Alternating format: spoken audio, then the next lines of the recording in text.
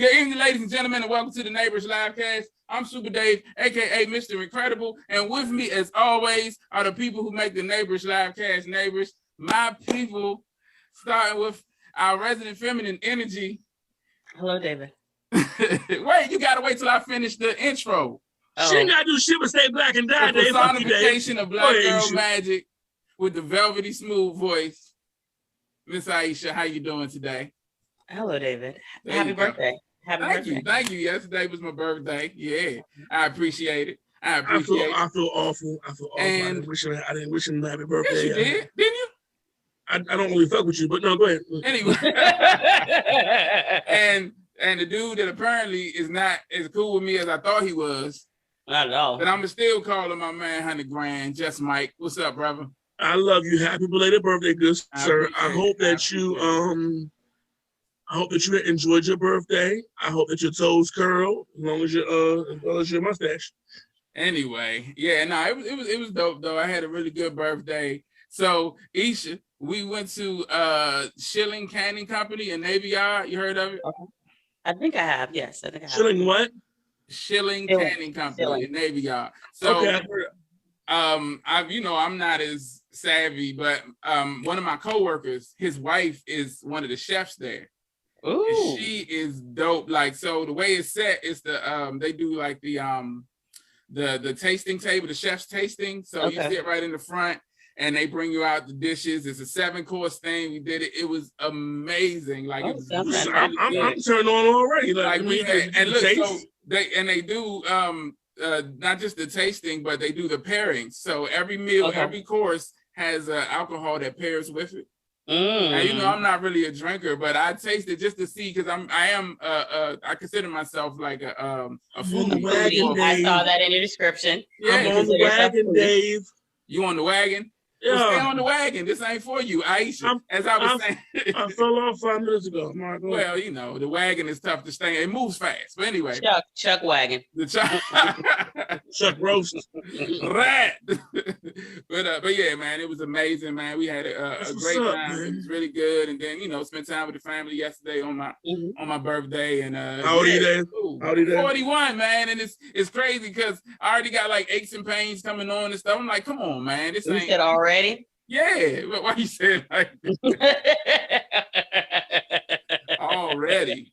Already, yeah, man. So it's more like about time. About time. Well, I mean, and I've had it for a while, but I got extra ones trying to join in. Like the moment I turned 41, I got a pain. I was just telling Mike, I got an issue with my foot now. So yeah, so it's probably your left foot, ain't it? Go get that thing. It's chlamydia. Don't laugh. Don't fucking laugh. Don't say that. And don't say don't laugh. It's definitely the left foot. His toe is some fucked up shit. Anyway, right. But shit for real. Like I was telling y'all earlier, yeah. So I wanted to shout out my girl. She got a bobblehead of me made, and here he is. This is little Dave right here. This is little Dave right here. I see, little Dave, little big head Dave. Little big head Dave, and he agrees with everything I say. Right, Dave, the top of your head resembles a shaved testicle. I have to say Whoa. I knew Mike was gonna find something to say. That's all good though. It's all good. I still love both of y'all profusely. But yeah, man, it's dope. Like that job blew me away. Like I wasn't expecting it. It was really cool, and shout out to her for doing that. No, back up. No, you're not gonna go around that. What? She went. Let's go through the links to which she went to get you that bobblehead. You talking about some shit? What she do? Yeah, well, a couple of months ago. So somebody in Afghanistan, they was hanging to a plane. It was not. Nope. None of that happened. Nope. Right? It was. What happened? How did she get the testicle? So anyway, she reached out to she reached out. She reached. The first one you get a testicle is by reaching out. Go ahead, Dave. Anyway. Why is Mike like this? I don't know. This is the dude that yeah. So but yeah, she reached out to a guy in the UK, I believe, and sent him pictures, and they went through a little process and everything, and it came out amazing. She said she awesome. Found a guy. Hold it up again. No, I'm not gonna do that for you, Mike. I just want you to shut the top of the head. That's not just shut it. Anyway, but moving on, man. We got a couple of topics to talk about. We got a great guest coming in a few He's gonna rock with us in a few minutes. We haven't seen in a while, but let's get to some of these topics while we're waiting for him to get in there.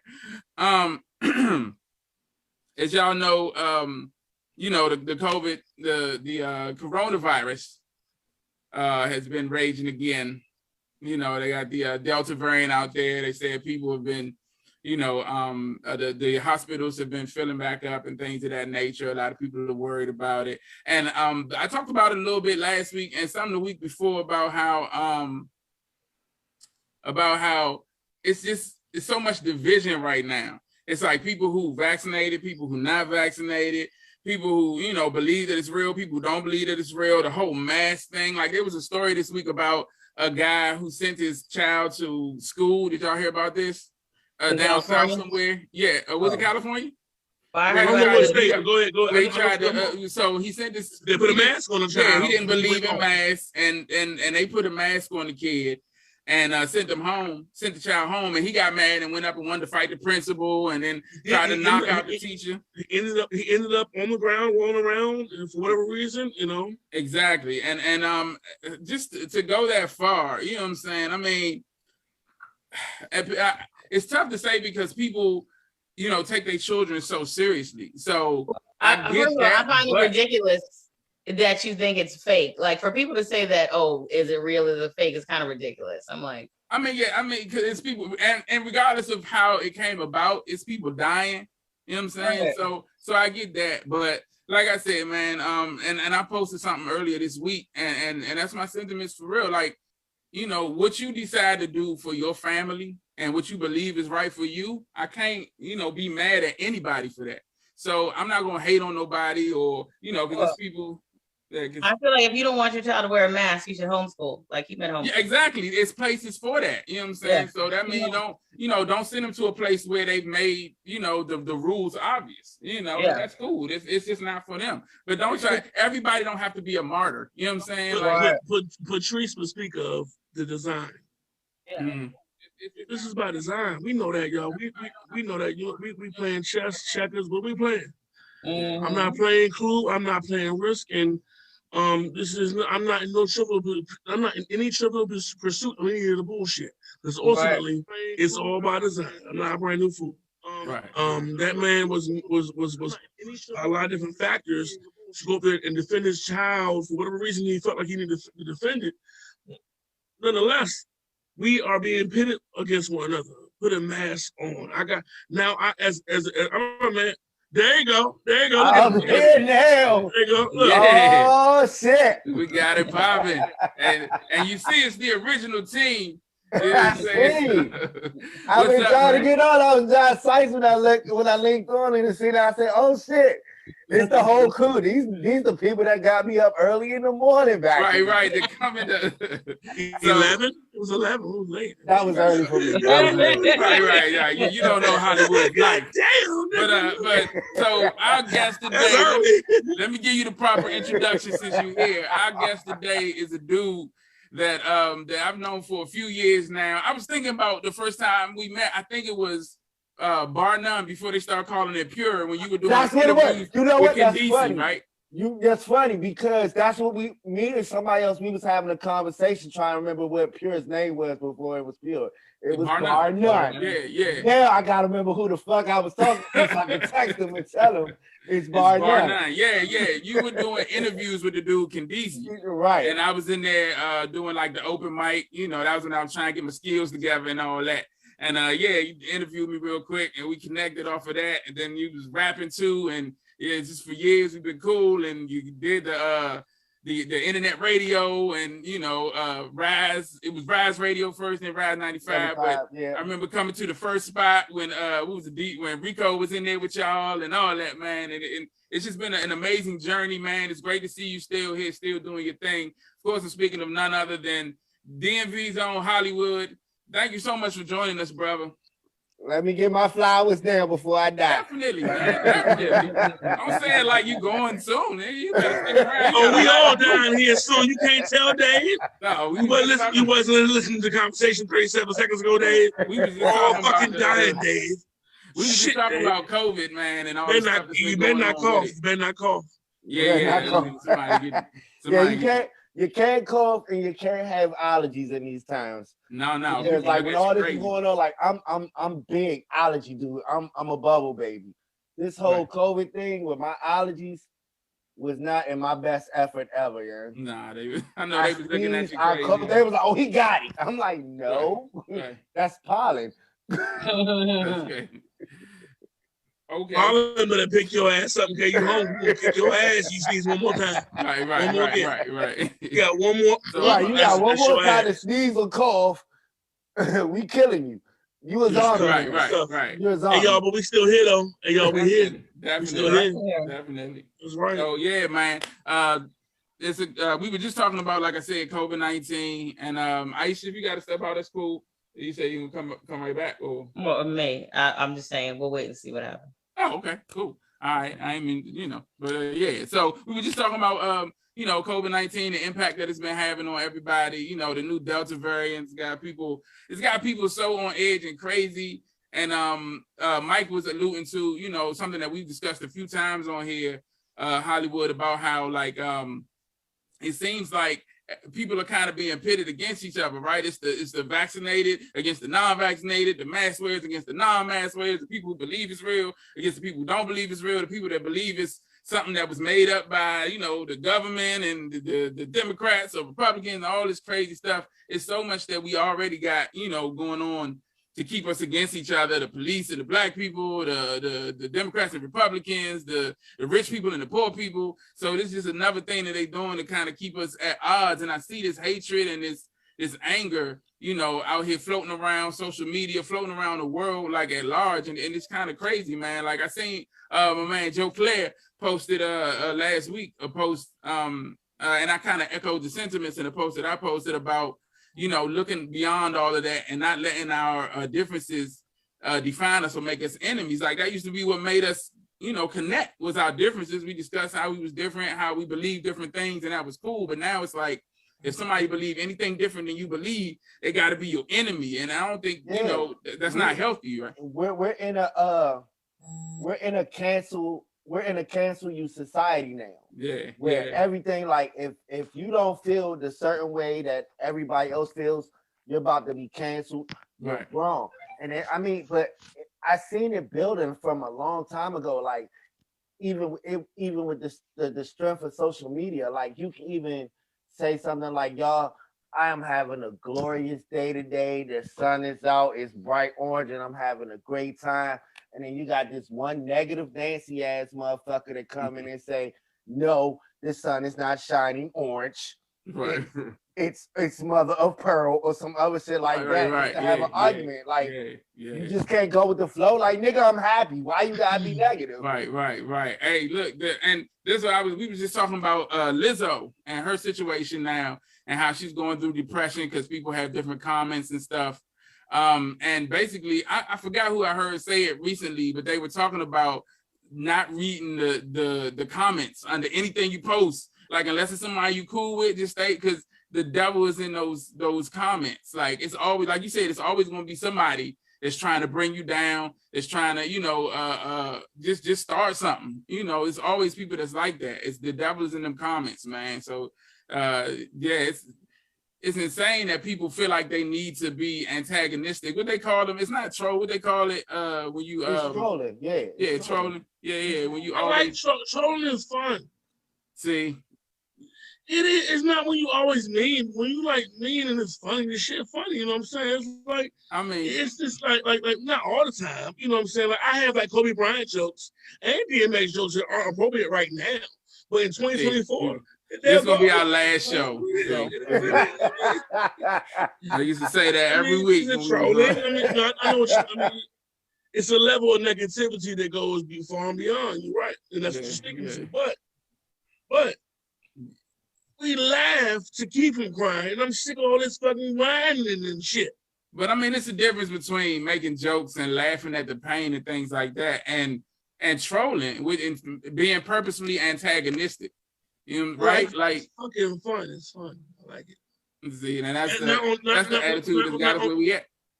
No, that's not it. That's not true, because I'm not on the internet. Because when I go on the internet, my friends are like, they know me. And it's like, oh, Mike, whatever. But I'm like, I don't have text it or put anything on Facebook anything in 8, 9, 10 months. And I'm married with a beautiful family. You will fuck about none of that bullshit.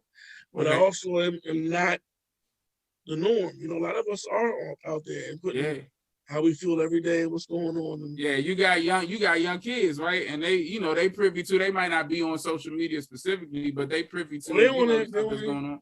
Right. So they see it and they are, may or may not be affected by it. So hey, Hollywood, I know you got a daughter. How old is your daughter now? Oh my God, she's 6. Wow. Oh my goodness, man. That's like dog. Enjoy that. Enjoy it. Grown up. I'm not ready. Enjoy it. And see, and you know what's funny though, because you know how we go back. You know about my goddaughter Taylor. Right. She's going into high school right now. Like she's grown. Wow. And I'm like, everybody gotta die now. just fuck it. Everybody dies now. If you're a dude, you gotta die. Yeah, it's hard. Like I think having a daughter is a whole different like thing, man. Like, I don't have no babies, but I always think like if I had a daughter, like you need to stop lying. Hey, look, I went on Maury. They said I wasn't the father. They full of shit. No, I ain't got no babies, man. But yeah, man, just that whole daughter thing. Like both of y'all, like Mike got 3 daughters, 4 daughters? How many? 3 girls, 1 boy. Yeah, man, and that daughter thing is like crazy. Like just because, how do you like deal with that? Is it constantly like nervousness? Like you want to like Hollywood said, like everybody got to die, and it's jokingly, but kind of like everybody that look at it. Like, no, I'm not joking. Everybody has to die. I'm not joking. There's no laughter behind it. Everybody got to go. Yeah, and y'all ain't touching my baby. Can we do this show from motherfucking prison? Because guess what? Y'all ain't touching my babies. Yeah, tell y'all.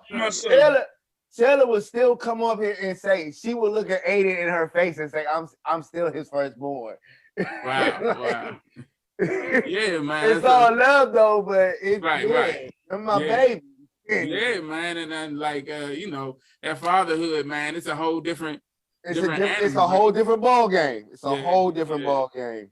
In these times, in these days, what we're up against, You're not up against. I've been up against a pandemic for a long time. It was called Black Sisterhood, and what they were going through, and what they're going through all day, every day. And it's tough, Yeah. We have convinced them that it's okay to be a hoe.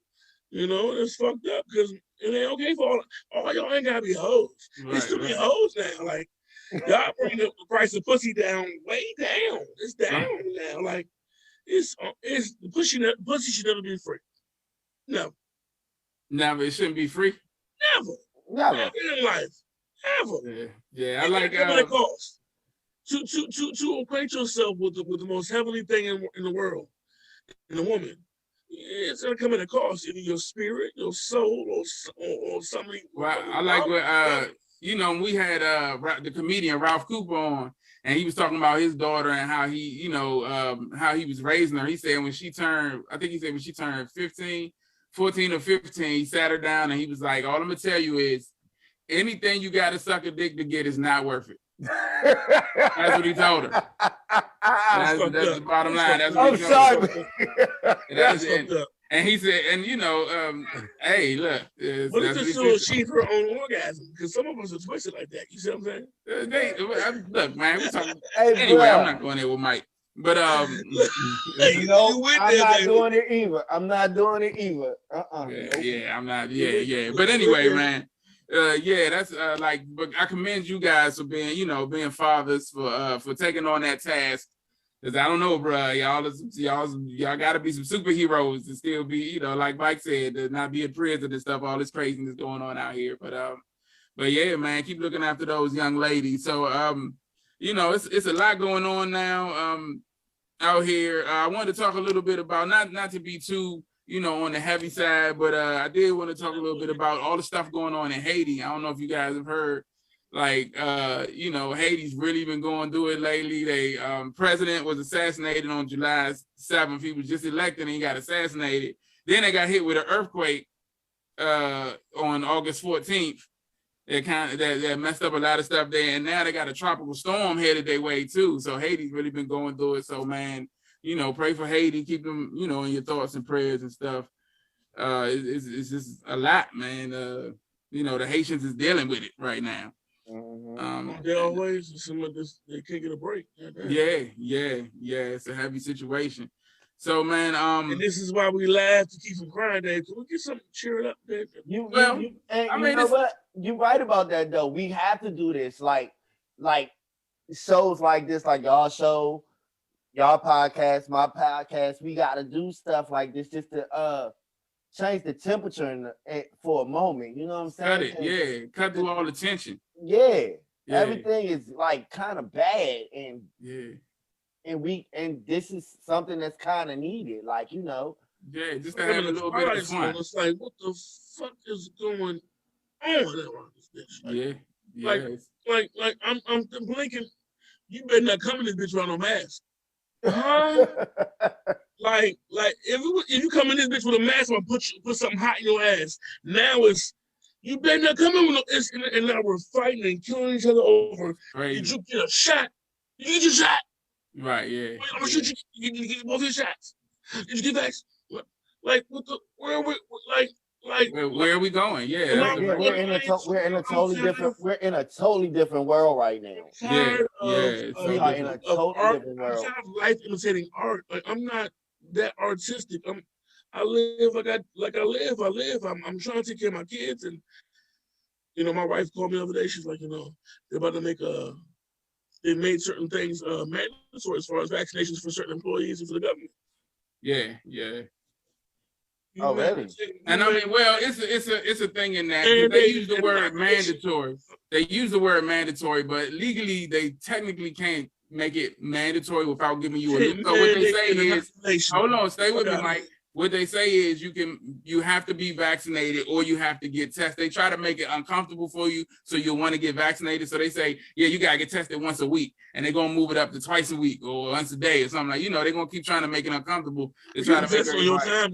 But legally, they can't just say you have to get vaccinated just because there's people with health things, there's people with religious things, so they're not gonna do it. In Indiana, some students just got it to the Supreme Court, like, hey, no. The Supreme Court said, no, you can't, Yeah, you can't do it. You can't make them. Right. I lost my phone. Uh-oh. All right. That's some real shit right there. Right. That's good stuff. You always use his phone? Y'all know I live and die by my phone. Right. Yeah. That's everybody do these days, man. You gotta find that. I found it. Okay, cool. All right, we're not getting there. So, but hey, ladies. Right. Are you single, bro? Huh? You single? What happened? Are you single? Of course. Don't nobody want my crazy ass. Oh, that's sad. Hey, man. Now, remember when we first met? Yeah, I was all bunned up, booed up, everything. Had the daughter on the way, living that good life. But now, don't nobody want my crazy ass. I mean, come on, man. I know you from way back when you had all where Hollywood was. Anyway, we ain't gonna get into that. But I do like what Mike was saying about the art and everything. Like what you were saying about we need these things. There's certain things that's shining lights of hope in this crazy world right now. My man Nas just dropped the album, that King's Disease 2. Have either of y'all heard it? I've only listened to like 2 songs. I actually have not had the time to sit down and listen. I know you be grinding. Man, listen, Joe, I hate this shit. I miss working for myself and being able to do whatever the fuck I want to do. Excuse my language, y'all, but you good, right now. Man, fuck that. It's so different right now, dog. Changing my life around and having to answer to other people, and they question me why I'm not coming to work, and I throw it back at them like, cause y'all not paying me. Shit. Yeah. Sometimes it's that simple. We can have this conversation. We can make it real simple. We don't even have to go through all this. No one died in my family.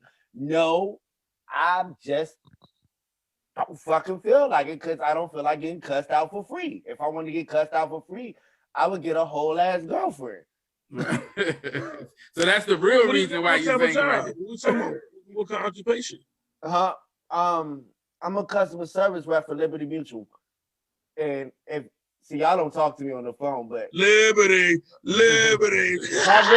my real life hashtag when I talk to my normals is fuck them people. So when y'all see that, it's legit fuck them people. Because I get cussed out every day for 8 hours because the claims adjusters are nowhere to be found. They call cussing people out like, yo, they're not answering my phone calls and blah, blah, blah. And I'm like, well, look, I don't know what to tell you. They ain't answering mine either. I can't be an expert at cussing a motherfucker out without saying one motherfucking cuss word. Bro, my sarcasm game is so real right now. You got it up. You will. It's sick. Doing customer service, I did it. I did it for a while. I did and like direct, like I worked like Safeway. I was a cashier, so dealing directly with people, and then I worked at banks for a while and different things like that. And so it's you'll definitely get your sarcasm game be on point. Right. Like Mike said, you be cussing people out without saying too much. Right. Like hitting them hard. Like my homegirl Tiff, she be laughing like shit watching me take these calls, and she's actually recorded some of them. Oh wow, yeah. Don't get you hemmed up now. Oh no, that's why she ain't post them yet. But it's like it's funny as fuck. You said like you gonna put out the greatest hits when you leave. I'm gonna put my greatest hits. People ask dumbass, stupid-ass questions like, thanks for calling Coca-Cola Company. How can I help you? Yeah, you guys open? Thanks for calling Coca-Cola Company. How can I help you? Are you guys open? This is not a recording, you stupid bitch. Listen, thank you for calling Coca-Cola Company, bitch. But look, how can I help you, stupid bitch? In their defense, everybody has those moments. And I'm going to tell you why I say that. I worked Safeway for 7 years. No, hold on. Stay with me. No. You ready? Quick question. Bitch, that's too slow for quick. Yeah, they always say, I've had that happen a million times too. But look, so I worked Safeway for 7 years. So we talk about customers all day, the dumb stuff they do. But one day I go to Pentagon City, right, to the Panda Express. I'm in there and I'm getting my food or whatever. And the guy's like, you want an egg roll? I'm like, yeah. He's like, chicken or vegetable?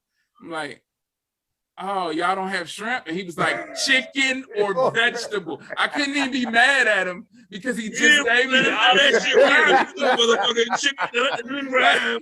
I didn't tell you. None of the syllables even fucking matched. So I mean, everybody has those moments. You know what I'm saying? Answer the question: chicken or vegetable, motherfucker? Which one? Right. Just answer the question. But yeah, man, the customer service is crazy, man. I'm gonna pray for you, brother.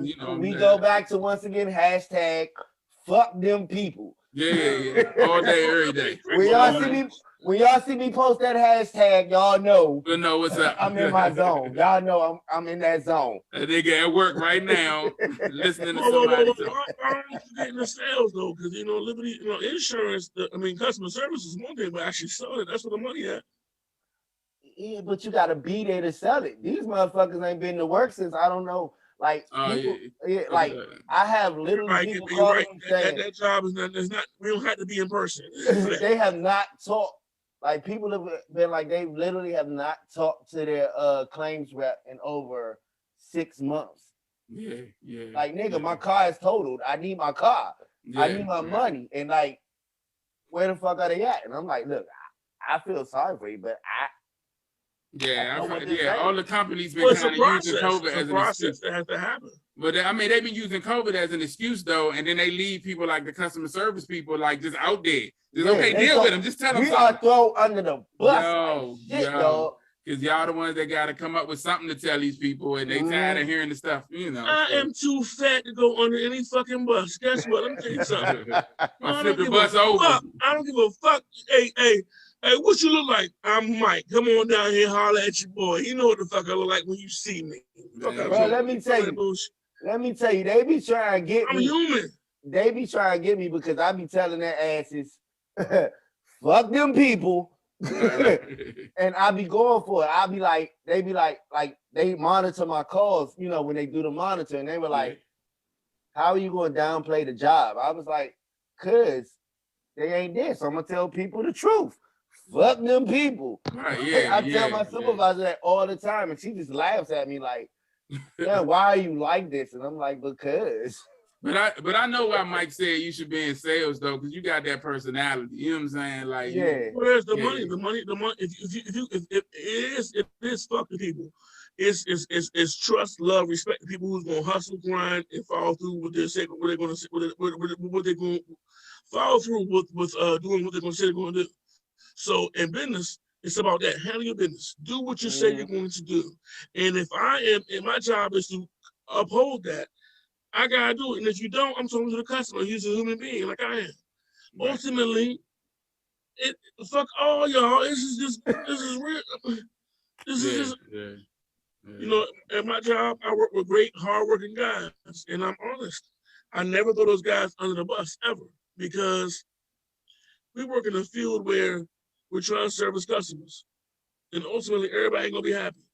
I've had some customers, the first thing you ask me, y'all got some free? Don't even say the word free, bitch. We in business. We just want some free. What's free? You know what? At the point the conversation is over. That's my customer service. You're not even a customer no more. So I have nothing to service. Fuck about it. Yeah. That's you know. Well, thank you for that rant. I'm not an owner. I'm sorry. I'm here for it, owner. Somebody feels me.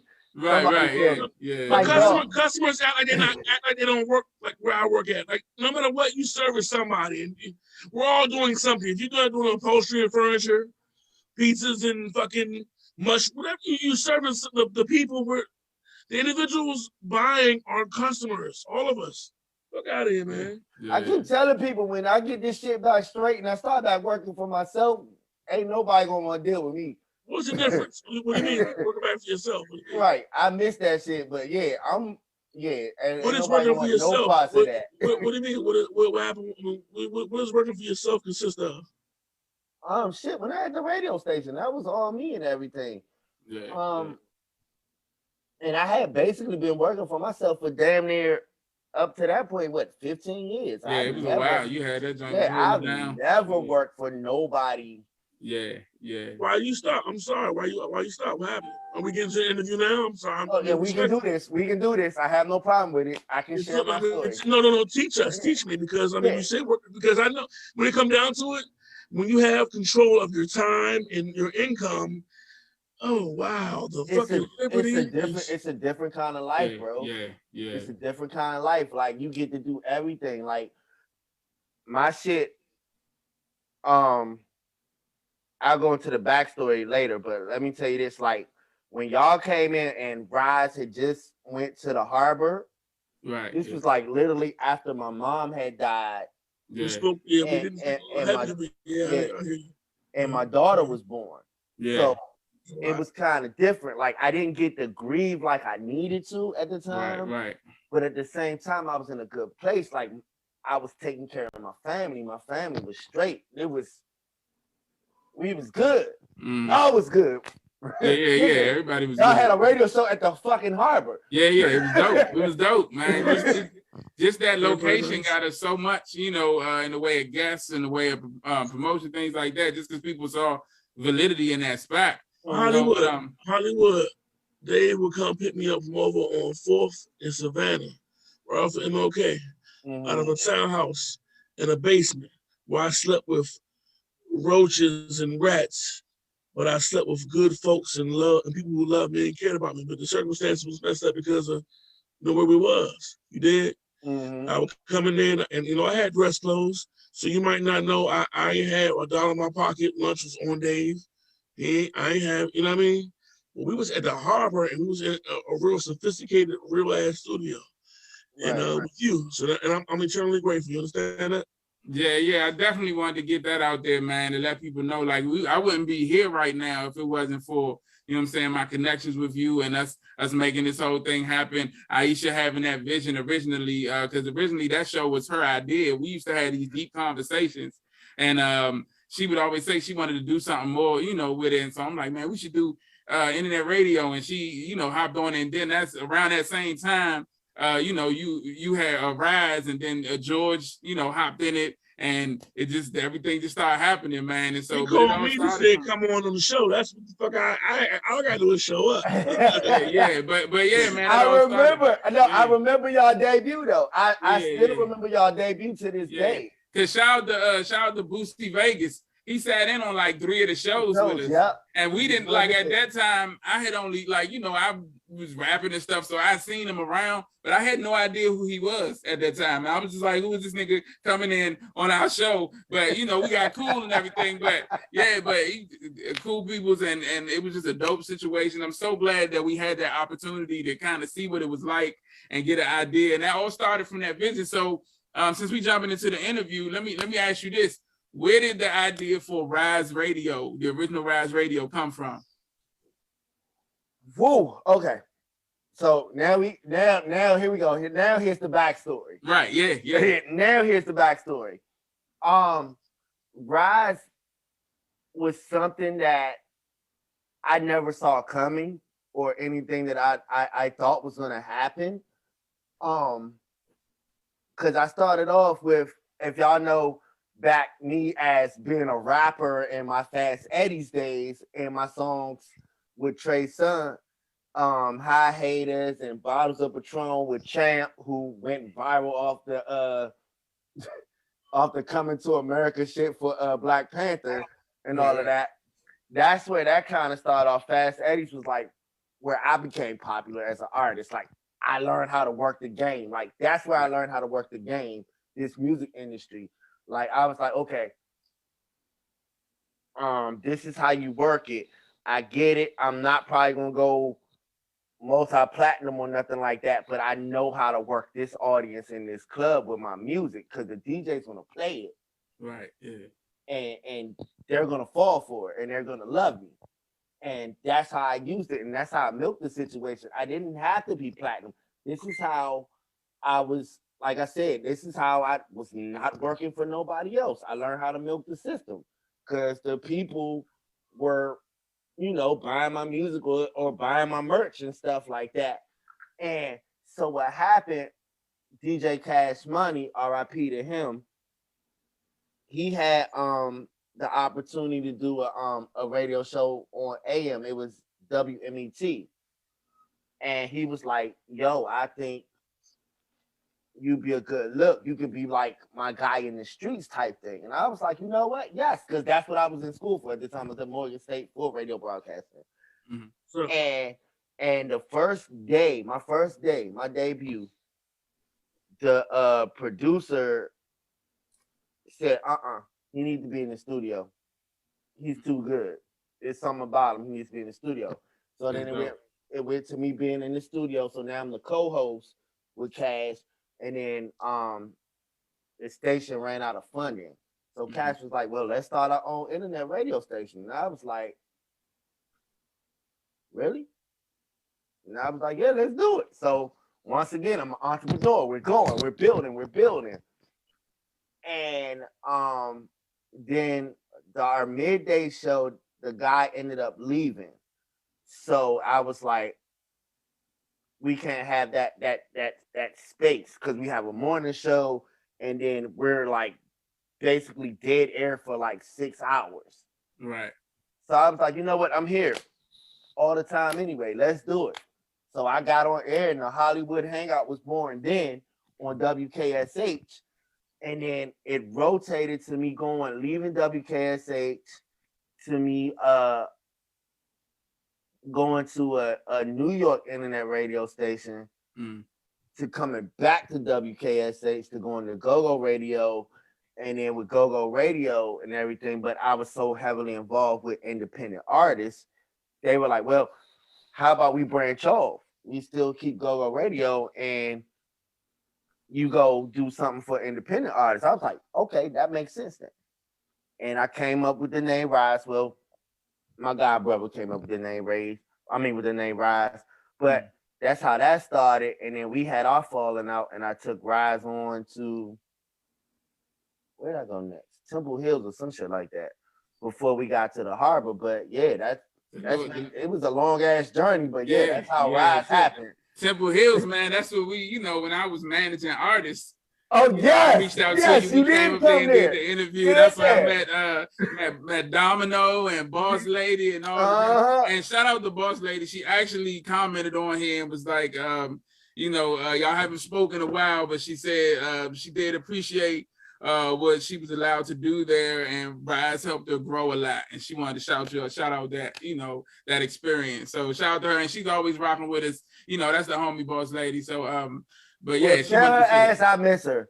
Okay, she's watching, so she probably heard you say that, and yeah. So I'm glad that that's, you know, some communication back and forth. But she wanted to definitely say that, and man, yeah, we came up there. We had a group, and they were called Say No More, and they wanted to call it S&M. You know, because everybody was going letters, but I remember I made jokes about that because S&M was something, you know. And I was telling them because they was younger dudes and they didn't really know about, you know. So, but yeah, we had a ball up there, and that's when I really was like, man, we need to get on this internet radio thing. Like I said, Rico was in the other room doing the show, you know, over there at Temple Hills, and I got to chop it up with him a little bit. Good people, and yeah, that whole thing was amazing, man, and to see how far you were able to take it, you know, from there. From the oh yeah, I remember y'all moved out of there because didn't the spot get robbed or something? Nigga! Somebody bust up in there and took all your, man. I know I remember you was pissed. Bruh! You know? The way I was ready to go to war. Yo, but I mean, all that is things that, like, stuff that adds to the amazing story. You know what I'm saying? Like I said, the stuff that we was able to do, you know what I'm saying, with that spot and in that period of time. You know, I think was no less than amazing, man. I've always, you know, I reached out to you a couple of times about coming on, so I'm so glad that you know, finally were able to come through and kick it with us, man. We got a lot to go over. So, well, yeah, I've been through a lot. So like I'm really starting to open back up. So I'm here for all these radio tours right now. Yeah, so everybody that's asking me to be on their shows, I'm like, let's do it. I got things to talk about. Let's do it. Yeah. So let's go back. Let's talk a little bit about the beginning, because I always like to unfold everything, to peel back the layers, as they say. That's my journalist call. Anyway, but I do want to talk about, like, because like you said, you started out rapping, right? And so you know, having this spark for entertainment, from the rapping, from the hosting to the DJing, you have like that it factor that people, you create a fun environment people want to be around. So I want to go back to the beginning of that. When did Hollywood notice? When did you realize, like, oh, I got something I can really capitalize on, this personality of mine, this, you know, skill and stuff? When did you start to notice that? Or do you remember? I do actually. It's funny. It dates back to, once again, my roots all start back at Fast Eddie's. Okay. The one in Virginia before it got closed down. All of my whole roots goes, everything about me is about Fast Eddie's. That's when I got the name Hollywood. It was given to me. That's when I realized, like, I'm something, like you said, I got that it factor. Yeah.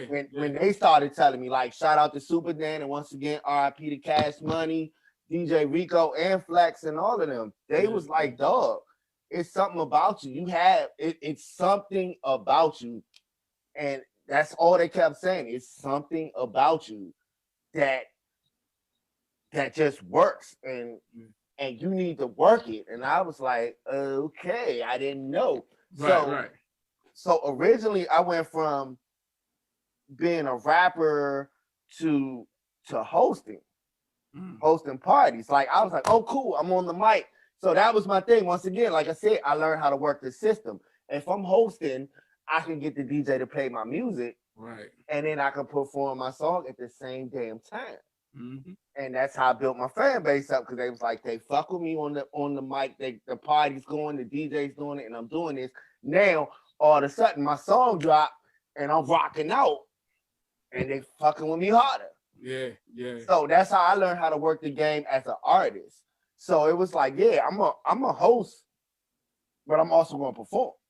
Right. Yeah. And I never even had thoughts or dreams of becoming a DJ until I actually went to Go Radio. So that's years later.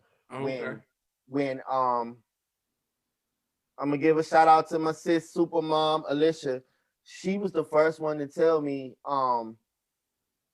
she wanted me to DJ her wedding. Mm. She was always listening to the show and all that. And I was like, but I'm not a DJ. She said, but you play the music on your show every day, don't you? And Lucky not there.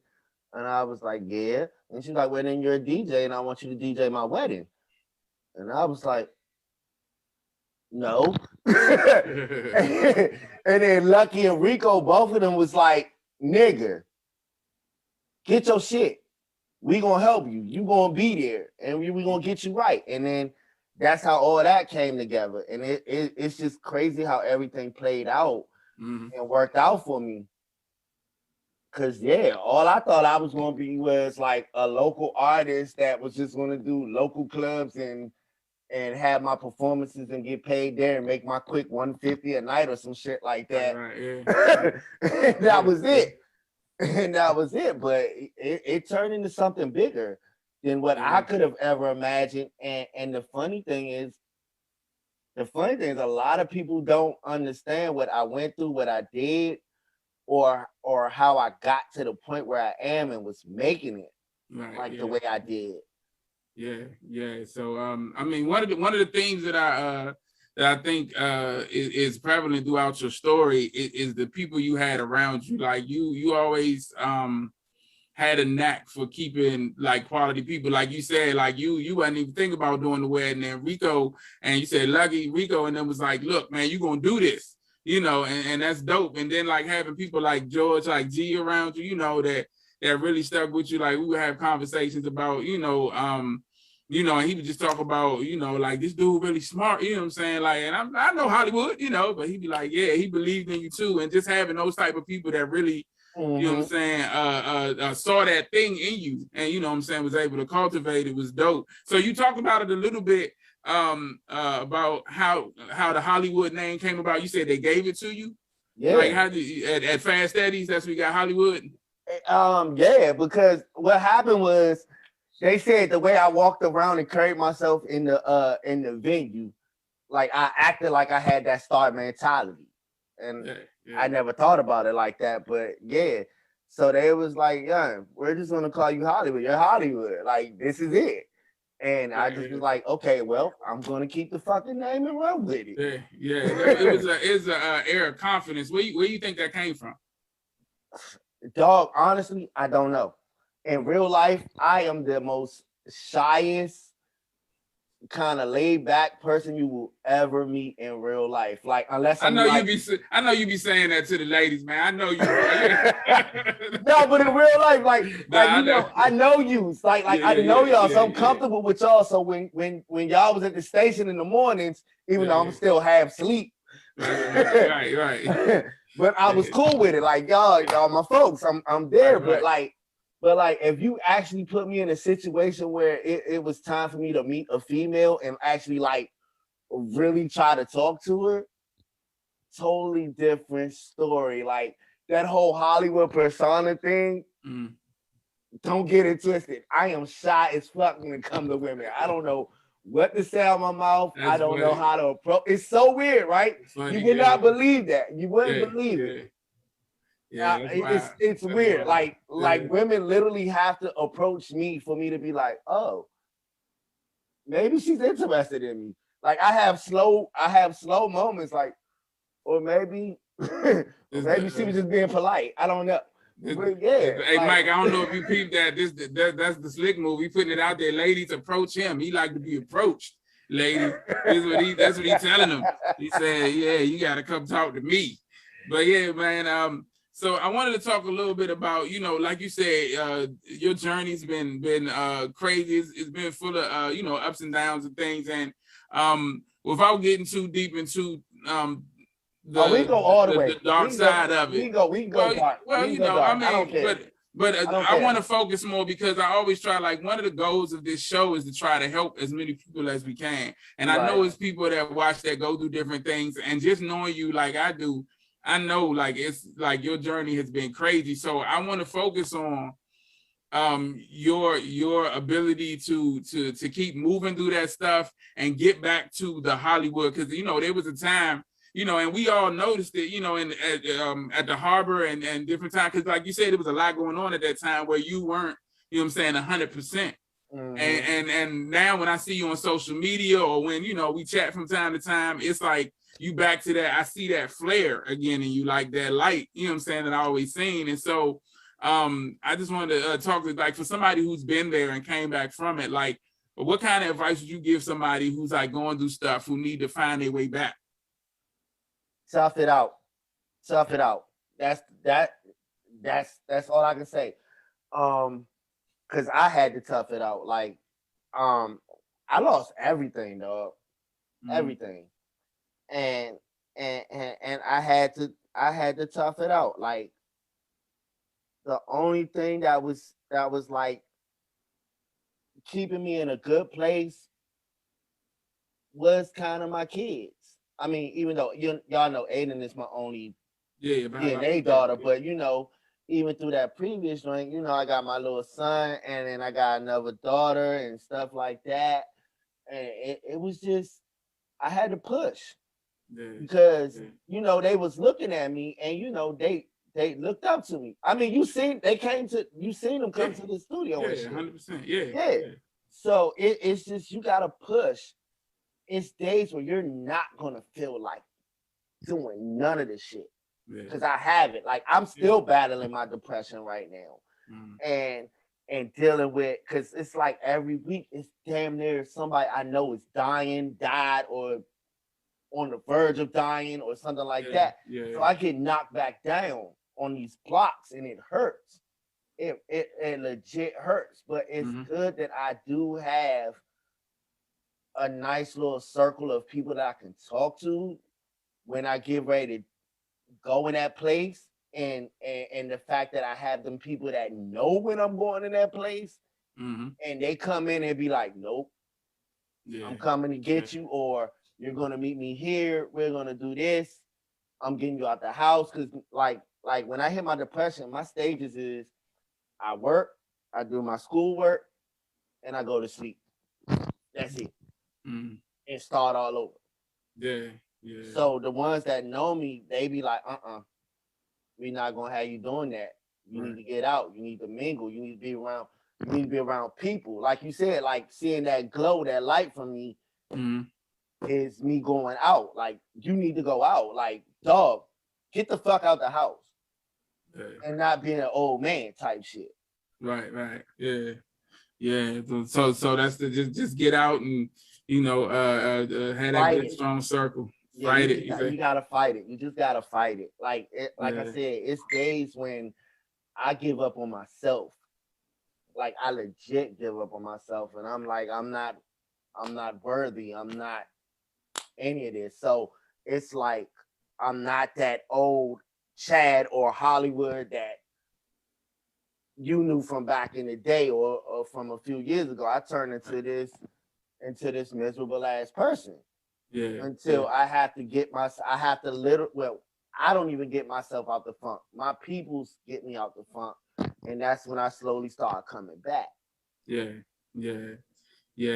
talk a lot on the show. Since the old show, we talked a lot about mental health and understanding depression and things of that nature. And due to the pandemic and different things that's been going on, it's so easy to slip into these times where you start to get those feelings, where things get dark, you know what I'm saying? And like you said, having those people around you, and just being able to express those feelings and get them out, and having people that know, like you said, notice those cues when you're not 100% yourself, and able to talk to you and talk you out of it or bring you out of it in some way. It's such a blessing, man. It's dope that that you got those people in your circle. Mike, you look like you was about to say something. I was just thinking about how you could be strong and work so hard to do what you gotta do.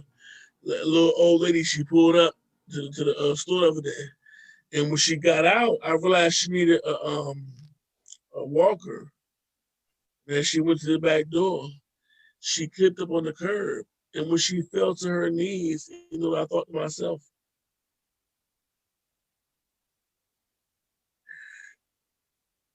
What? You gotta see your face right now. Anyway, Mike is high right now. I thought this was a real story. Right. You know what though? And when you say that though, my face is like this. What's he gonna say? I thought to myself, I said, you gotta roll with it, but I couldn't roll with it to see what she fell to her knees. You know what happened? What? She got up, babe. She's a woman. She got up. Mike, where are you going with this, Mike? Anyway, what we saying? Mike, you can't smoke no more before the show. I'm telling you, no more. I got one more. We're gonna laugh. This is all heavy, Dave. Well, no, I mean, and for some odd reason, because of this story, I want to slurp you, and I don't even know why that makes sense. Mike's gonna take that somewhere weird, but anyway, but no, let me add this. I don't even know what Mike said that made me go to this point. I actually had a mental breakdown. I don't know if y'all remember this. Y'all probably do, because y'all got to. When I think that's the first time I had a fuck them people moment. Not y'all. It was just the world at the time. Yeah. And I said, you know what? Fuck the station, fuck life. Oh, yeah. I'm going to the beach. Fuck y'all. Fuck all of that. I'm going to the beach. And that's when I disappeared for like a whole last month. Yeah, niggas was like, they thought something happened to you. They like, have anybody seen Hollywood anywhere? Tell this nigga to call me today. I was like, I ain't, you know. But I mean, that stuff is so necessary. You know, sometimes you just got to take time for yourself. You know, I've been trying to get Dave to go fishing forever now. Oh, you fish? We need to do that. Let's make that a thing. Well, but so on the good side, the spot where he's at is dope for fishing. Like I've gone once, it's amazing. On the bad side, it's like, what is it, Edgewater, Maryland? How far are you? He up by past Baltimore. Oh shit, we almost in Pennsylvania, fucking with you. Yeah, but on the bright side, the fishing is dope up there. The streams and lakes are crazy. You know, he showed me some spots. It's dope. So I'm definitely going back. I ain't know you fish Hollywood. I'll let you know when we go, man. Definitely. Oh, yeah. I mean, I do. I just haven't been able to do it. Like, I'm a golfer. I do all the rehabilitating stuff. When I started taking up golf after my mom died. Like, it was just something for me to do, and it turned into a legit thing for me. Yeah. I just want to drive on the course. I don't know if I can hit the bottom with drive. Bruh, you are perfect for me then. We get the cooler, we throw it on the back. We got the beers, we got the liquor. You're not gonna make it back. We never make it back.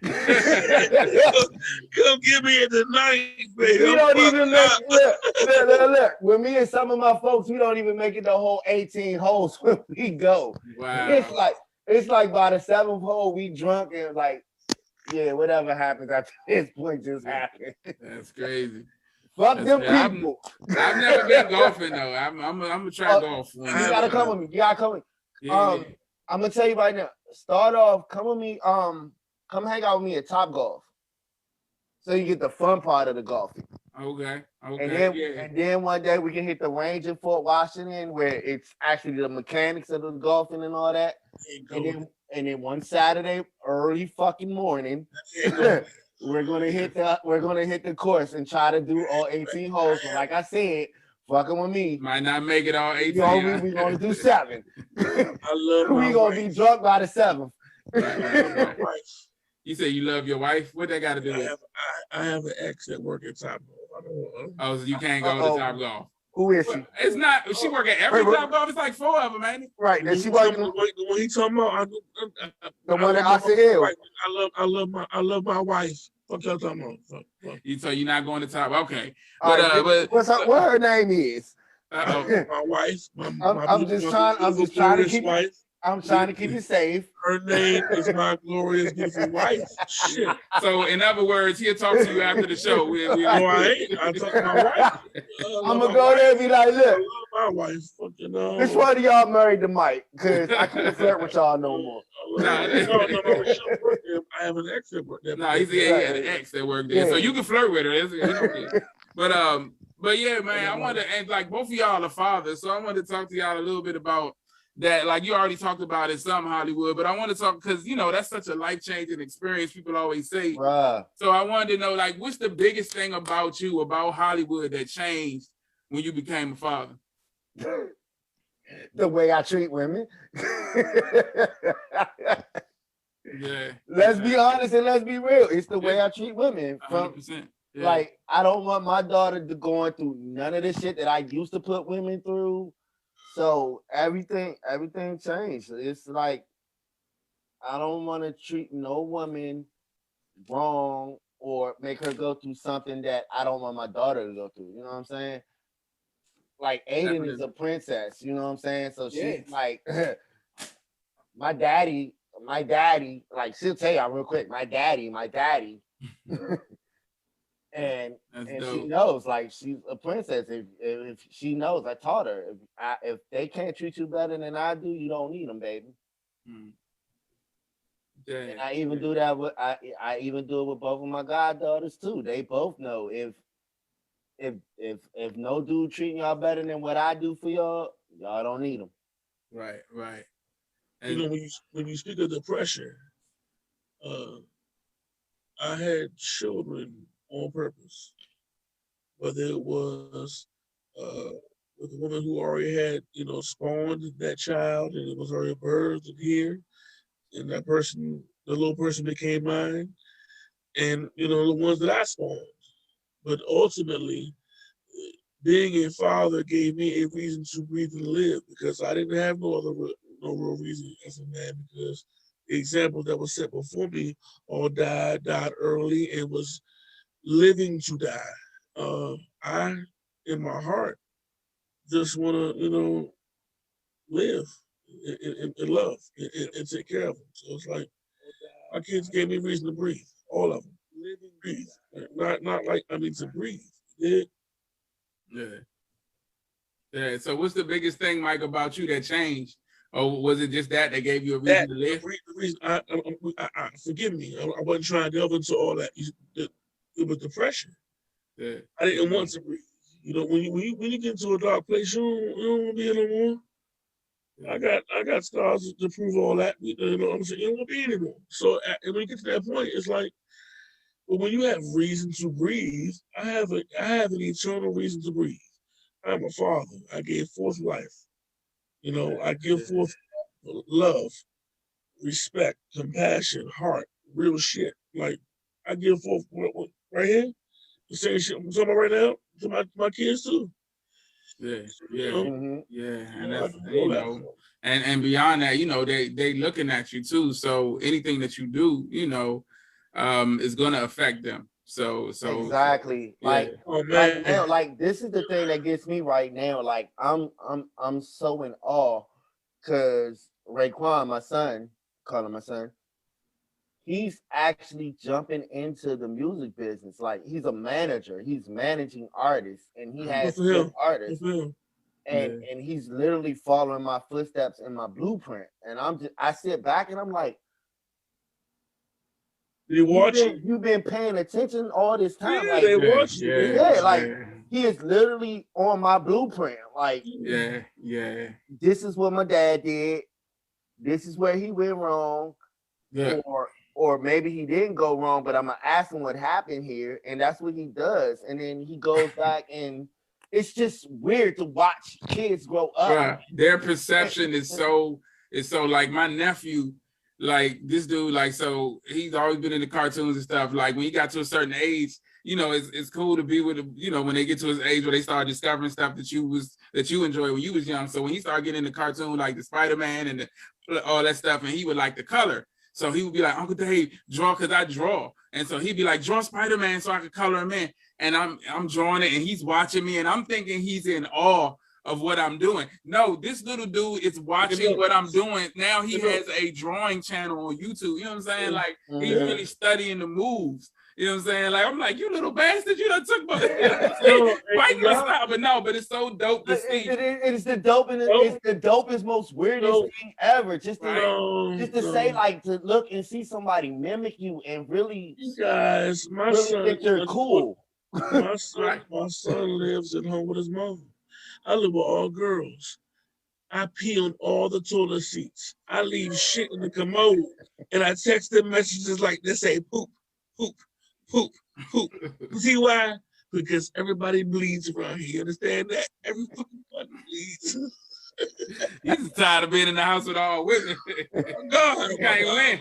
I peel all the. You see, sometimes I put saran wrap on the fucking toilet seat, and I put baby oil on the front. So when I hear him slide off and fall into the motherfucking tub, it's hilarious. You understand me? You understand me? Mike, it's not wrong with you, man. But, my God. I put pepper in a toothpaste. You understand that? Mike don't do none of that. His wife will whip his ass. They can't find out right. sparkly. Mike, yeah, Mike, your wife will kill you. Stop fucking with me. I live with all girls, y'all. Y'all understand. They will come in here and they be packing. And I didn't realize, hey, we all men here, right? They got different kinds of pads. You understand that? Like different like sections and sizes and shit. And when they got these conversations, they be real live conversations. And I've been thinking to myself, am I not fucking here? Like, you know what? You gotta get used to it, man. You got. I remember the first time I stepped up and was like, I'm gonna be the greatest boyfriend ever. And go get my woman some pads. I remember that crazy ass relationship.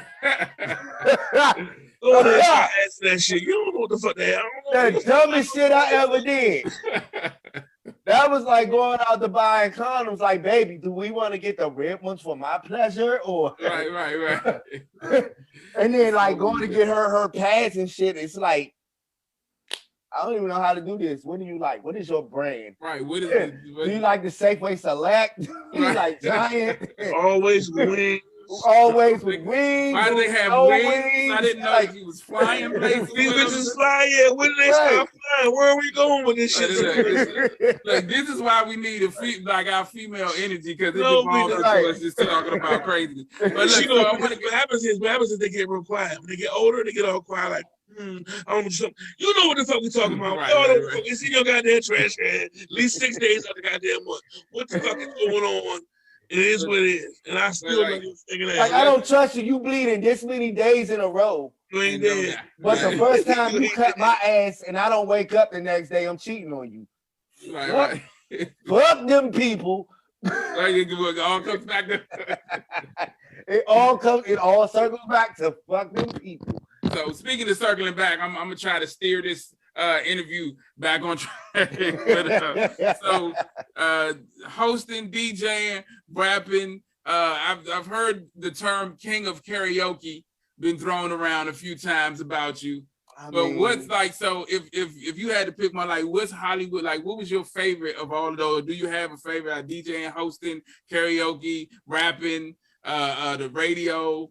Everything you've done, did you have a spot where you was like, this is it right here? This is the one I'm really home? I love them all.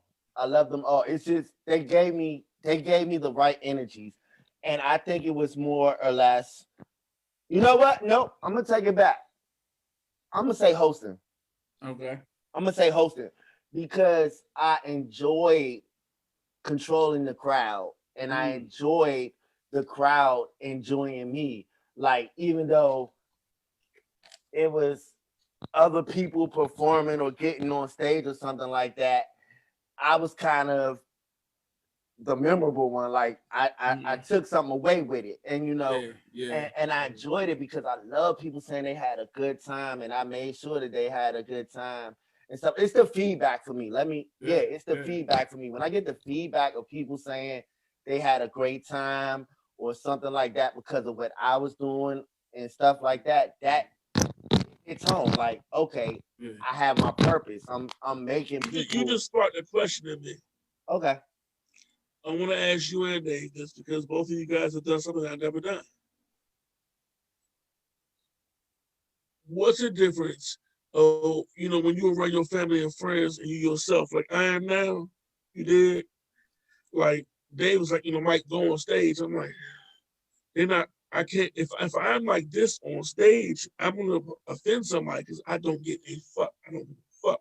And it's like I don't want to hurt nobody's feelings. I want, So what's the difference between being funny and cool, and being entertaining around your family and friends versus a crowd of motherfuckers you don't know? For me, it's not a difference. Like, right. it took a while for it took a while for my family to get used to the fact that I was an entertainer. Like, a lot of my family had a misconception about me. They thought like I was just a guy that was always in the club and getting drunk type shit. And it took for like a couple of my cousins to come visit and see me setting up for an actual event that I was working, and see that I was up till 3-4 o'clock in the morning preparing.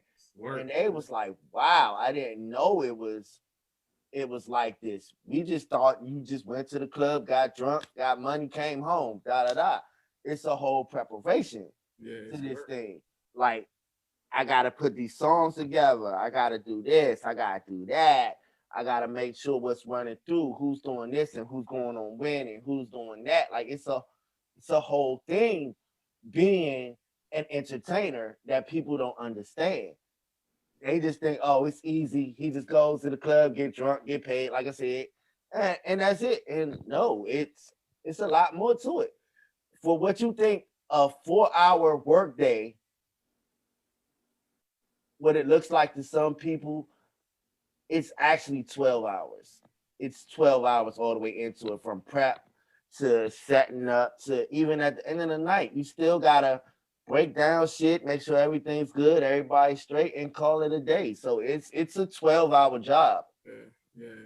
Yeah, I agree. I think it's some I think like you said in the beginning, it's not a lot of difference between being funny and having that person, because it's the same personality. I think like Hollywood said, it's more about the prep, because in a situation where you're getting paid to do it, or you're doing it for a specific reason, you want it to be more polished, so you put more time and energy into the performance. Like when we were around family and stuff and you're having fun, if you like make a joke that don't land, or if y'all freestyling and you spit something and it don't really hit, it's your family, they cool, they might laugh and stuff. But if that happens while when you're performing, or if he's hosting and he say something and everybody like, what the fuck, that might be his job that next week he might not get, so more time goes into preparing and making sure what you doing going to work. And so that's what he said, like those 12-hour work days, and it's a lot of prep and stuff like that. But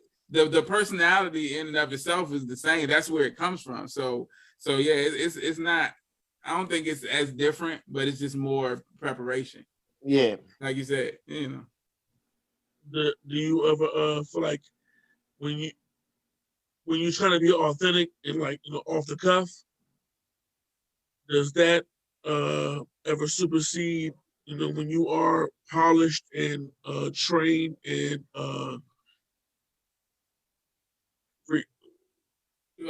rehearsed?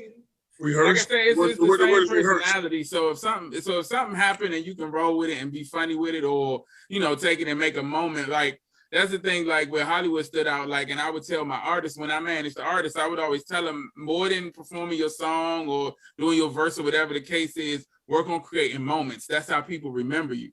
You know what I'm saying? So if you can do that, so remember that time when he did this? Remember that time when exactly. And so that type of thing is always, if an opportunity for that appears, I think that's something that separates good hosts and good entertainers from the just mediocre ones, that they're able to pinpoint. I wonder why he had me on the show. Like, I be wondering, like, he know I'm gonna say what the fuck I'm gonna say. Well, I mean, no, he know, but I have a thought. I like chess. I play every night. It's glimmers of intelligence in between the buffoonery, and I appreciate. No, I'm just playing now. That was so fucking fuck you, Dave. But Dave is like super right on that, because of the fact, like with me, I take this hosting thing like dead ass serious. just like I did as an artist, as a rapper. Like when I know that this mic is about to be mine and I'm about to have to control all these people's attention and give them a moment, that's what I do. And that's what I try to give every time. I try to find something to give them something to remember. If you've ever been to any event that I've hosted, you cannot say, no one can say that they did not have a memorable experience. Yeah. Create a moment. Yeah. I create moments, and that's what I do. That's why I even like with my name, it's Hollywood the Entertainer. I'm not DJ Hollywood. I'm not Hollywood the host. I'm not Hollywood the MC. None of that. It's the entertainer because I'm giving you everything. I'm a total fucking package. And I'm gonna brag about myself right now, something that I normally don't do. So fuck the humbleness, fuck the people. I'm an entertainer and I give people what they want when I touch that mic, even from me hosting the basketball games and stuff like that. Like I was more memorable than the game. People came back to the games just to hear me cut jokes and talk on the mic while the games was going on. I'm gonna take my credit and give it to myself right now. Yeah. But so you gotta do it, man. You know, sometimes you gotta give yourself the flowers. Right. But yeah, it is definitely a passion of mine and I love it. It's just me with a mic in my hand, I'm happy. Whether it's doing radio, hosting, performing. Like, actually, it's funny because what was it? Yesterday, Dave, I asked you about riding. Oh yeah, that song. Yeah. I don't even know why that song popped in my head, but I was like, I wanted to hear it, and then it sparked me listening to a whole bunch of songs that the world has not heard that I've made. Yeah. And it's like I kind of want to jump on the stage one last time. I've been on it. Look, we gonna talk because I've been in the same, like I got work that's just sitting collecting dust. Right. Man, we gonna do something, man. This conversation was meant to happen. I'm trying to I literally it's one of my homegirls from high school. She literally has all of my songs that I forgot about. And so I had to check the email. She was like, yeah, all of them. I got them. Wow. Yeah. Like I got this song called Waterbed. Yo. When I tell y'all that joint, if y'all know back in my performance days, my song So Necessary, when I used to pull girls up on the stage, Waterbed is shitting on So Necessary. Like, okay, it's one for the ladies, huh? Yeah. This one right here, as my man Trey Songz would say, this one here's a panty dropper. Like, I'm causing flash floods all between thighs. You know what I'm saying? Hey man, that's what you was known for. I was the LL Cool J of the DMV, you know what I'm saying? yeah. But yeah, man, like I said, that was meant to happen, man. Like, you know, I've been on that same thing for just listening to stuff like, man, this need to come out. So we're gonna talk, man. We're gonna get something popping. But I want to know, like, so you talk about that, and we've talked, you know, all interview about that spark and being that all around entertainer. You know what I'm saying? Who, in your opinion, epitomizes that? Who is really like a all-around entertainer, somebody that you look up to that really does that well? The one that inspired me and got me started, Dougie Fresh. My everything that I've done has been based upon Dougie Fresh. Everything. Because he was an artist. And then he was also hosting parties and stuff like that. So I always paid attention to him. So even like my first time actually hosting and being something was at the what is the tournament called that all the black people go to for the basketball? Rutgers in New York? No. It's in Charlotte. I don't forgot what it's called, but it's ACC. Not the ACC. It's the setup for the ACC before they go into it. It's their division playoffs. That's a good question. Yeah, I don't know.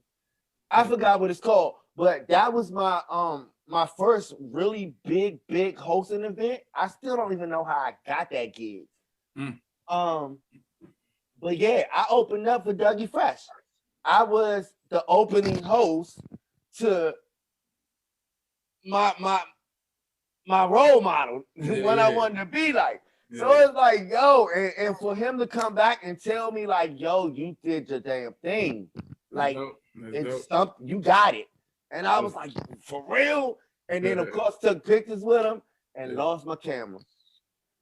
The greatest moment that ever happened in my life, besides me meeting my wife, Aaliyah. CIAA. Thank you, Tarika. Thank you, Play Cousin. That's okay. CIAA. Yeah. But, okay. But yeah, that was like the greatest moment in my life, and I have nothing to show for it because I lost my fucking camera. Hey man, when you said that, that reminded me.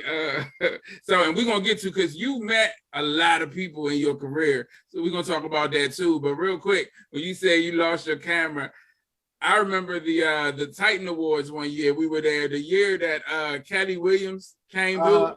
Yeah, and we took. I think I took a picture of you with her. And then I tried to take a picture of myself with her, and my phone died. And so you got the pic, and I didn't. And I always felt some type of way about that. So that's where that picture came from. That was I took a picture of you. Okay. Yeah. Of you and her together. And then when I tried to get mine, my phone was like, doo-doo-doo. And I cried a little bit on the inside. Because that's one of my, you know what I'm saying? Like, one of the people that I, like Kelly, Laura Winslow.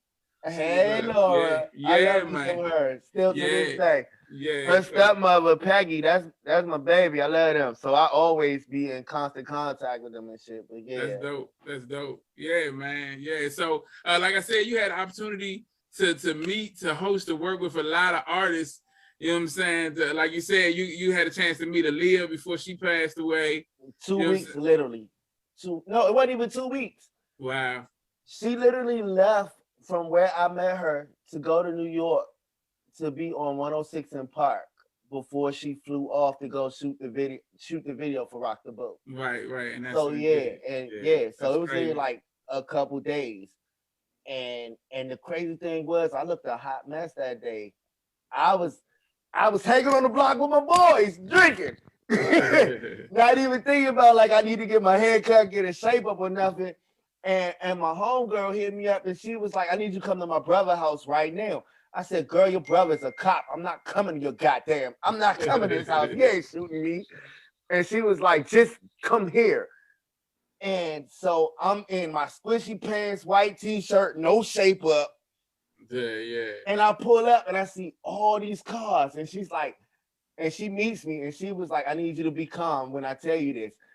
I said, you better not be pregnant. She said, no, you're getting ready to meet Aaliyah. I said, Aaliyah who? She said, Aaliyah. I said, and you got me like this, why you ain't tell me to go change? Right. She's like, you ain't had time, just come on. Right, but she got you in there though. She got me in there, and the whole time, I'm the only picture that she smiled in that day. She didn't smile in nobody else's picture. So that shit made my day. I was like, I knew this girl loved me. We gonna be together, Joe. Just watch. I know it. Hey. She gonna come back. She gonna do 106 in Park. She gonna break up with Dame Dash ass. And she gonna say, I need to go back to Maryland and find that fine ass nigga with no shape up. With no shape up.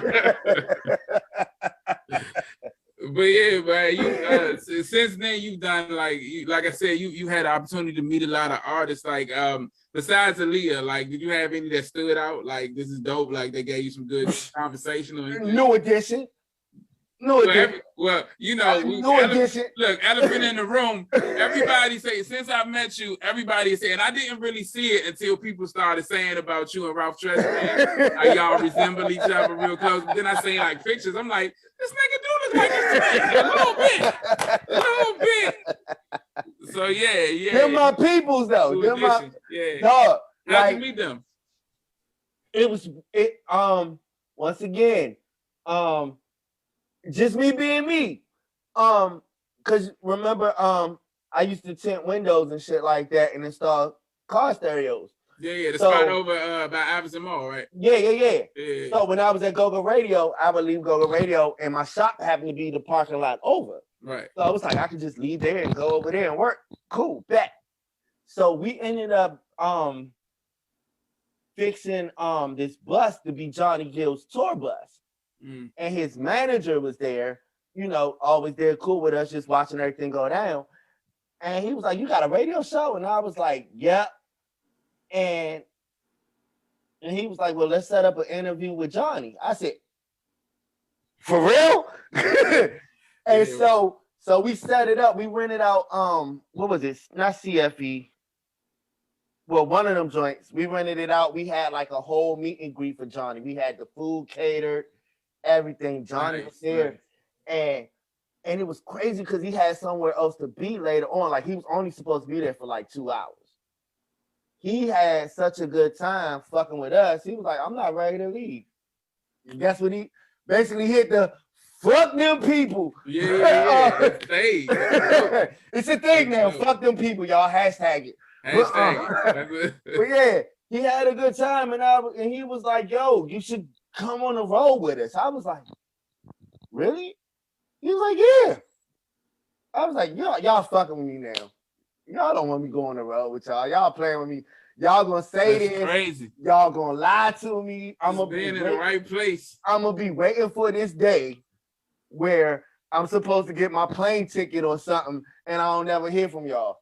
Dog, I tell you, 2 weeks later, plane ticket ready for me, airport, everything, hotel, boom. I was like, I'm really going on tour. I'm hanging with New Edition, and like I was really rocking with them. I was with them when Whitney died. Wow. And the news had to be told to and it had to be told to Bobby. Wow. Because he didn't know yet. He did not know yet. He came out the hotel room and got on the tour bus, and all of us was just sitting there because everybody was like, "Yo, we don't even know how this nigga gonna act." And he came in, he was ready to turn up anyway. He had a bottle of Belvy and was just ready to turn up. And I think it was Ronnie. Yeah, it was Ronnie that sat him down and told him, because he ain't checked his phone, he ain't seen nothing. So he ain't know Whitney was there yet. Wow. So Ronnie told him that she died, and that was tough. Yeah, just to be there in that moment, man. Wow. So wait, so what was you doing on the, like, you was DJing for him, or what was you doing on the tour? Nigga, I was like a groupie. I was the fluffer. Wait. Whoa. Let me fix it. Yeah. You know when the groupies try to get to the main event, they gotta holler at they gotta go through a certain person. Okay. I was that guy. You was a layer, yeah. One of the, yeah. Oh, so you want to meet them? Step into my office and let's see how this goes. You know, look, that stuff it's tough. Nowadays you can't really, you know, it's so much going on now that those days are pretty much over with me. No, it's still going to fuck. I mean, to a certain extent, but now you gotta be careful. This girl was, I don't know, some rapper. She's buried her face in his crotch, sniffing his balls. She's on World Star right now. And she had a comeback video on her. Shut up. But no, you got to be careful these days. Them videos get out, and then somebody say something. Oh, you took advantage of blah blah blah. She came back out like that's why I'm glad I'm not super famous. Somebody probably would have thrown some shit back on me by now. Right? They probably was like, man, Robert Tresvant had us on the bus and was trying. But hey, man, that's an amazing story though, man. Like, wow, like I said, some of the stuff you seen and some of the stuff you lived. That's why I was like, man, I gotta get my man Hollywood to come through and kick it with us, man. And it's coming up to 8:30 now, so I'm not gonna keep you too much longer. I'm here for it. But low key secret though, like a lot of people will never believe this when I say this, because I don't tell a lot of people this, but Me and Ray J are actually cool motherfuckers. You and Ray J, like Brandy brother Ray J? Yeah, that Brandy brother. Yeah. I Like, met him once at Howard. He came through Howard when I was there. But he was real like at that time he was going through some stuff. Yeah. I'll say. And so it was like he was real short with it was like 4 of us, you know what I'm saying, around, and he was like a little standoffish. So we just was like, all right, cool. But yeah, you said you cool with him, you know him? Yeah, we started off at Love, so it was like quick conversations back then, you know, because you would always get booked and stuff. And then we just kept running back into each other for shows and shit like that. So Atlanta, when Yo-Yo made me her head of security, funny story there too. Shout out to Yo-Yo. That's another funny story. But that's the night Ray J proposed to Princess. And we ran across each other, and I said, yo, why do we always keep coming across each other like this? And you know, and so we started talking and rapping. We exchanged numbers. So every now and then he might shoot me a text, so I shoot him a text, and I keep telling him, nigga, I want a scooty bike. I need to be in what you doing. Right. He don't respond to that shit though. Yeah, he'll respond to all the silly, goofy shit, but right. I want to make money with you. Type shit, he don't respond like fuck you then. Well, you know, I mean, they probably got a bunch of people hitting them off. Yeah, you know. But that's the homie though. That's the homie. That's cool though. I fucks with him. I fuck with him and Princess, and then we go back to the Yo-Yo thing. Yeah, that was because of Pam. Yeah, right. Pam was real cool. Yeah, Pam and Yo-Yo like best friends. Right. Yeah. She cool, and I'm sitting there looking at Yo-Yo like, man, you was on Martin, man. but you know, and back to I came on the box watching Can't Play with my Yo-Yo. First right. Time out, and then just seeing her in real life is dope. Like Yo-Yo, it was like crazy, like it's Yo-Yo. Yeah, it looks fine as fuck in real life. Yeah, bad. Yeah. So the whole thing, she was like, okay, we about to go in this club. And we about to be all this. I said, how all of us, you just want to walk all of us in? She said, yeah, and you're my head of security. I said, who the fuck gonna look at this is back when I was kind of skinny. Yeah. Like, who the fuck gonna take me serious as your head of security? Right. She was like, just shut up and run with it. I was like, all right, fuck it. So we get there, security go, they look at me, she like, that's my security. Security look at me like, long as she's safe. yeah. And who gonna question Yo-Yo? Right. If that's what she paying me for, that's what she paying me right. for. Hey, that's the move. But so we got to pop bottles in there, Joe. Like I'm living that celebrity life. Like I'm a head of security, but yet I was kind of like her boyfriend for the night. See? So I'm good. We having a ball.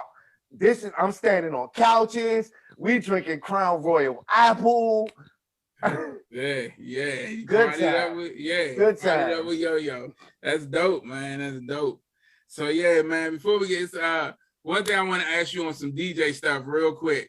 The 3 songs that's guaranteed to get the party started that you can play to start any party to get it hype. Not to start it, but to get it hype. What's the 3 best songs to get it hype of all time? Not just, not like all time. Okay.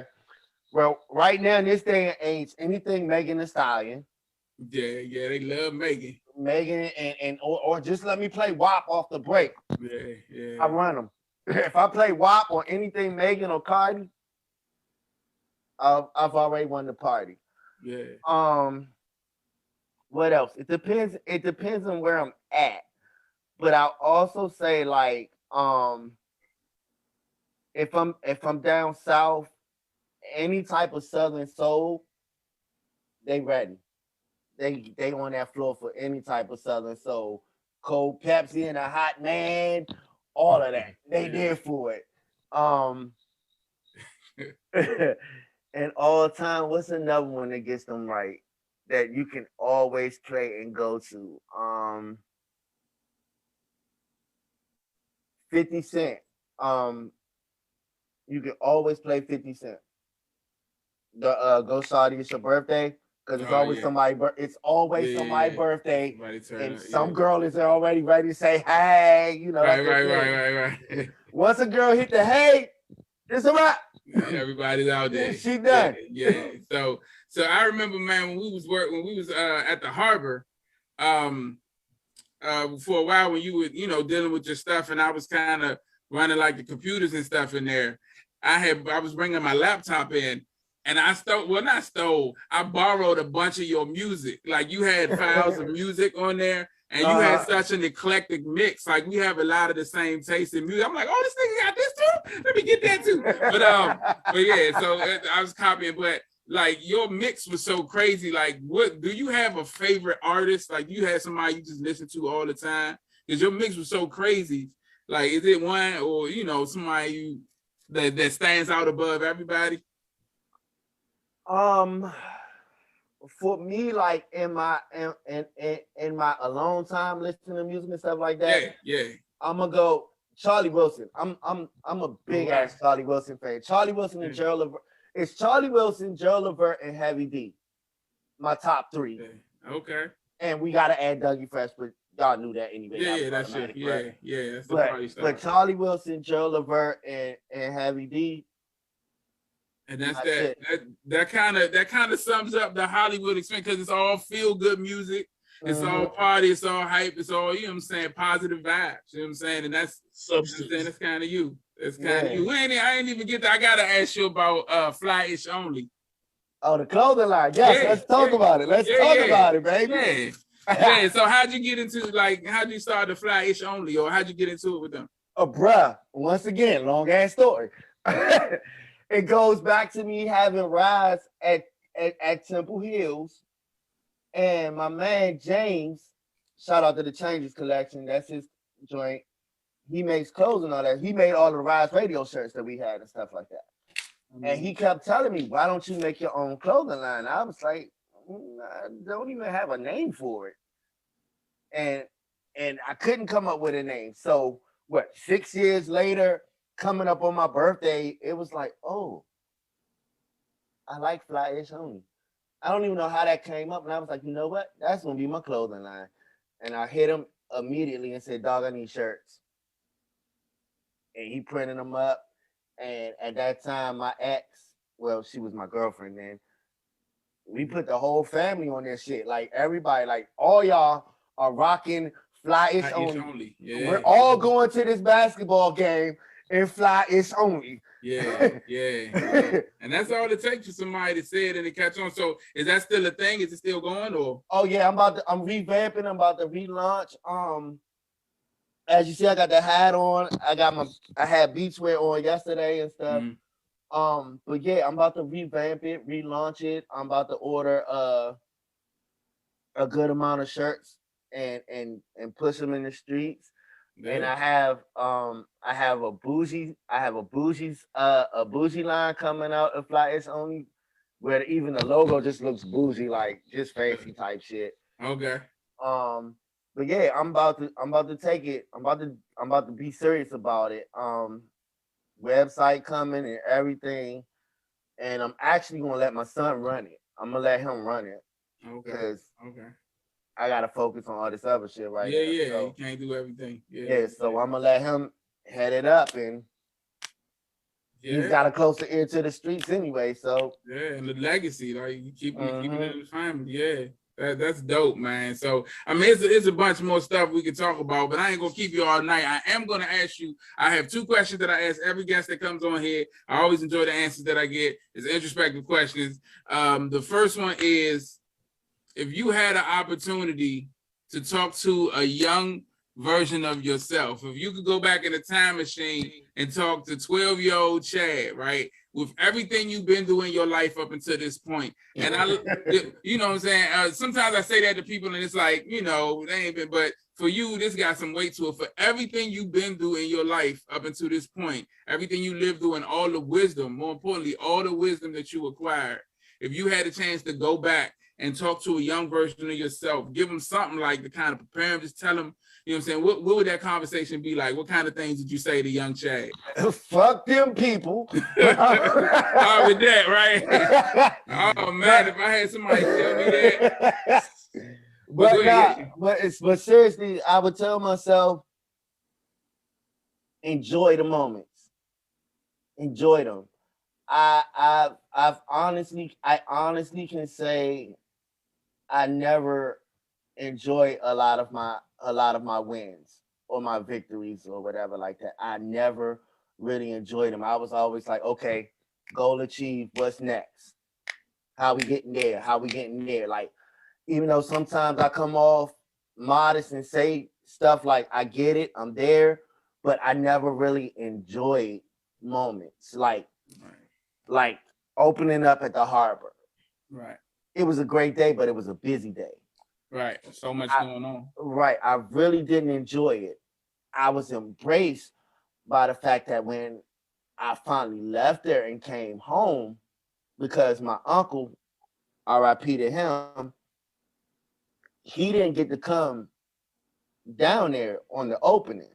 Mm.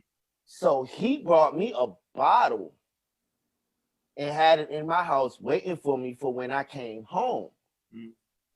And a cigar. And that was like, that meant more to me. Like, even him not being there didn't mean shit. But the fact that he did that and was there for me afterwards, just say, nephew, I'm proud of you, because we was on our we got thing, because this was, like I said, after my mom died.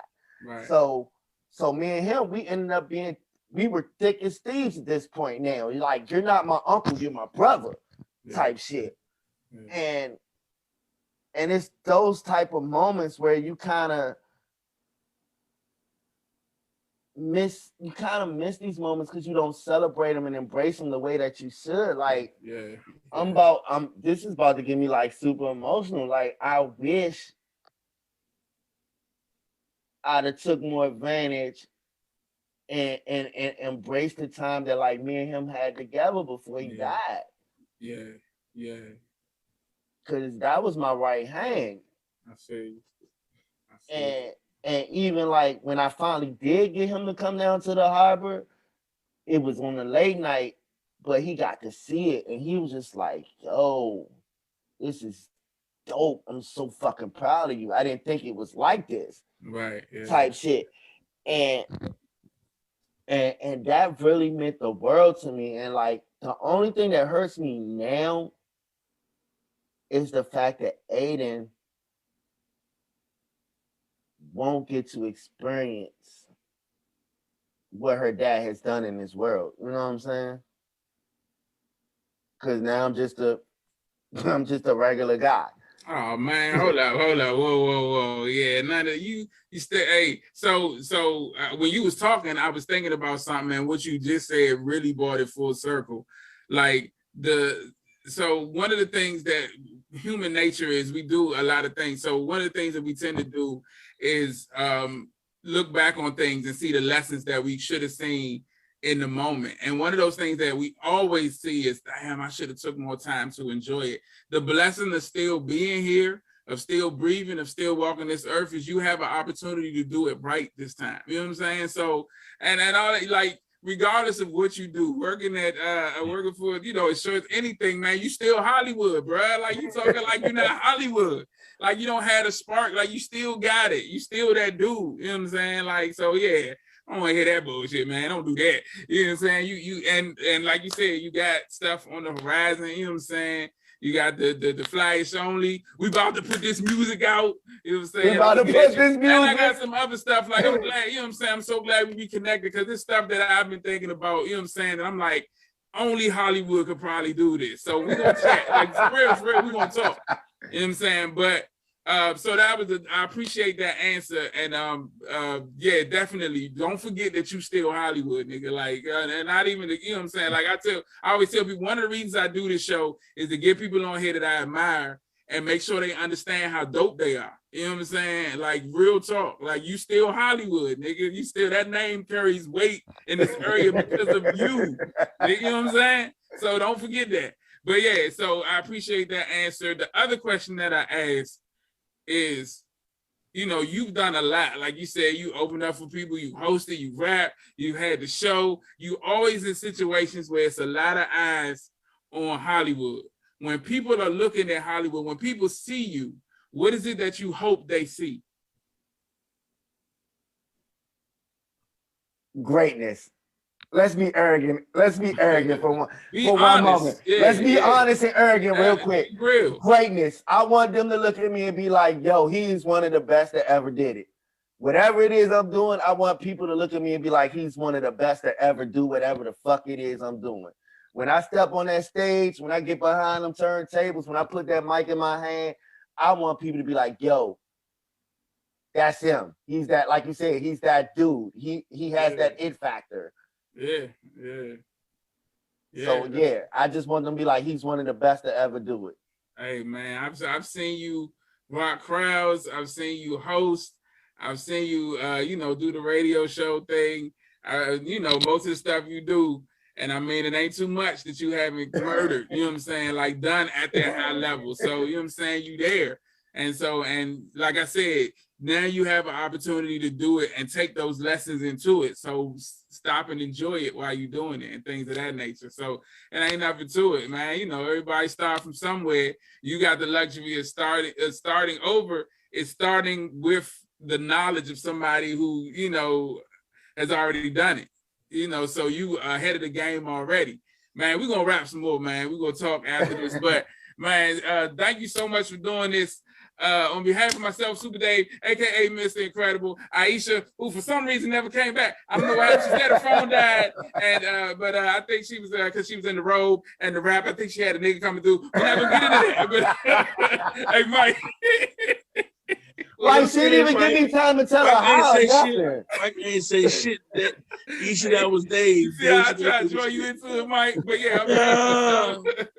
On behalf of he was already gone. Let me get that right. He was already gone. It's like she was ready to go to bed. Right. She went back.